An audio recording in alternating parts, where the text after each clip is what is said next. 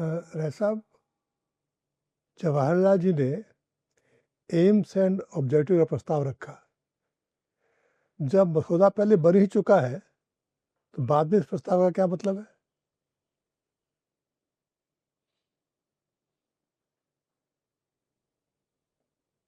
इसको दूसरे तरह से कह सकते हैं कि 13 दिसंबर को 1946 को जवाहरलाल नेहरू ने ऑब्जेक्टिव रेजोल्यूशन, जिसको हिंदी में कहेंगे संविधान का उद्देश्य या संकल्प प्रस्ताव, रखा। तो विशेषज्ञ समिति ने जो बनाया था वह उद्देश्य प्रस्ताव उन्होंने रखा। उद्देश्य प्रस्ताव 3 प्रकार का है और उद्देश्य प्रस्ताव जब बना था तो ये माना गया था कि भारत अखंड होगा, भारत अविभाजित रहेगा। इसलिए उद्देश्य प्रस्ताव में संघीय व्यवस्था की बात थी। दूसरी बात थी कि राज्यों के अपने संविधान होंगे।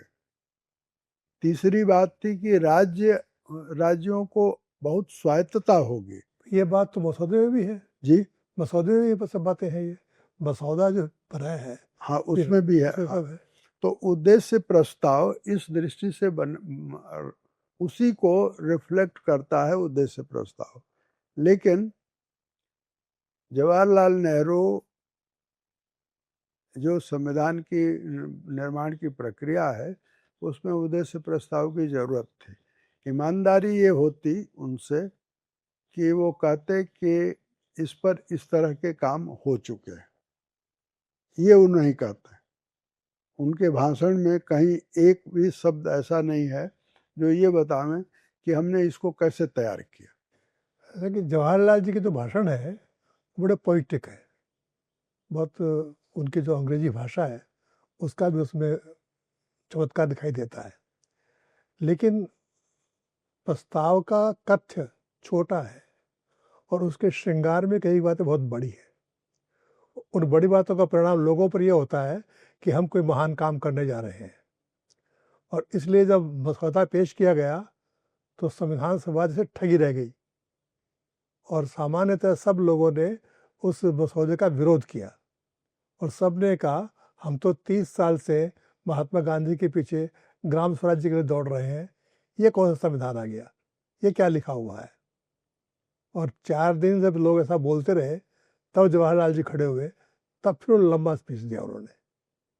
और तब उन्होंने परोक्षतः ये स्वीकार किया कि ये संविधान एक प्रतिबद्धता के आधार पर बनाया जा रहा है और हम इसको रिजिड नहीं बनाएंगे, लचीला बनाएंगे। और इस संविधान के आधार पर जो संविधान सभा चुन कर के आएगी, तो संसद नाम नहीं था, उसको ये अधिकार होगा कि वह इसको जैसा चाहे बदल सके और उसको ये अधिकार हम देंगे। संविधान सभा के पटल पर नेहरू जी का ये आश्वासन बाद में व्यवहार में तो नहीं आया।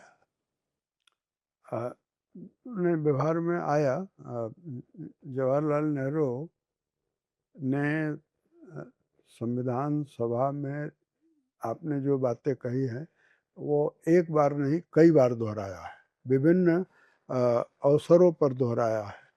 और मैं ऐसा समझता हूँ कि जब जब जवाहरलाल नेहरू आशंकित होते थे कि अब गाड़ी रुक रही है संविधान की, तो वो सदन को विश्वास में लेने के लिए कहते थे कि आप इसको स्वीकार कर लीजिए, जरूरत होगी तो इसको फिर से हम लोग बदल देंगे या दूसरी पीढ़ी बदल देगी, ये बार बार वो कहते हैं।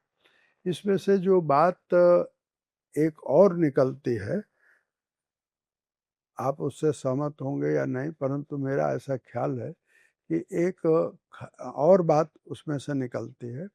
वो ये निकलती है कि संविधान सभा में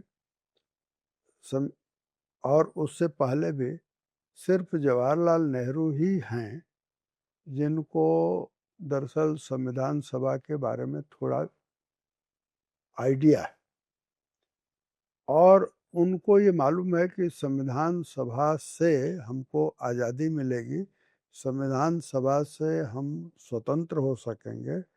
संविधान सभा को और संविधान को वो एक उपकरण के रूप में देख रहे हैं, दूसरे नहीं देख रहे हैं। तो वो चाहते हैं कि ये उपकरण चाहे जैसा हो बन करके तैयार हो जाए, और दूसरे सोचते हैं कि हमको तो भविष्य का निर्माण करना है इसके और माध्यम से। दूसरे जो लोग हैं उसमें वो आदर्शवादी लोग हैं, फ्रीडम मूवमेंट से निकले हुए हैं। नेहरू जी भी फ्रीडम मूवमेंट वाले हैं, लेकिन नेहरू जी का फ्रीडम मूवमेंट यूरोप में ज़्यादा हुआ। जब वो जेल में होते थे तब तो यहाँ रहते थे, नहीं तो भाग जाते थे यूरोप। इसलिए ये नेहरू नेतृत्व कर रहे थे, परंतु कई बार संविधान सभा में उनको बाहरी चुनौतियों का सामना करना पड़ा, और कांग्रेस के लोगों की ओर से करना पड़ा। तब वो फिर बहुत लचीले हो जाते थे और आश्वासन देते थे कि हम एक लचीला संविधान बना रहे हैं और उसमें परिवर्तन की गुंजाइश रहेगी। इस तरह से करते करते उन्होंने संविधान बनवा लिया। ये उनकी सफलता है, और इस तरह से ये सफलता संविधान सभा की भी है। दूसरे लोगों को संविधान के बारे में एक आदर्शवादी कल्पना उनके मन में थी, और वो आदर्शवादी जो कल्पना थी वो वास्तविकता में साकार नहीं हुई, वो आज भी है।